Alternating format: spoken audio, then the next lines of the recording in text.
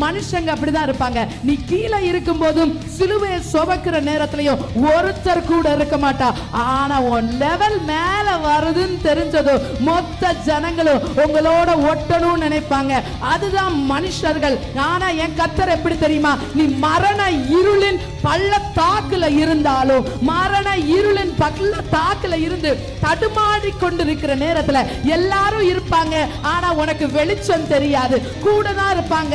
தடுமாறி கொண்டிருப்ப. சுத்த விட்டது அவங்கதான், சுத்த வச்சதும் அவங்கதான். சுத்தி விட்டு நீ வேடிக்கை பார்த்துட்டு இருப்பாங்க. சுத்த விட்டுட்டு என்ன செய்வாங்க தெரியுமா? சுத்தி விட்டுட்டு உன்னை வேடிக்கை பார்ப்பாங்க. வேடிக்கை பார்த்தாலும் அந்த மரண இருளின் பள்ளத்தாக்குல உன் தேவன் உன்னோட இருக்கிறார். அவருடைய கோலும் அவருடைய தடியும். அப்படி என்றால் ஓ பரிசுத்த ஆவியானவர், the comforter, the தேற்றரவாளன், அவரே உன்னை தேற்றுவார். எத்தனை தேவனுடைய பிள்ளைகள் இருக்கிறீங்க? ஒருவேளை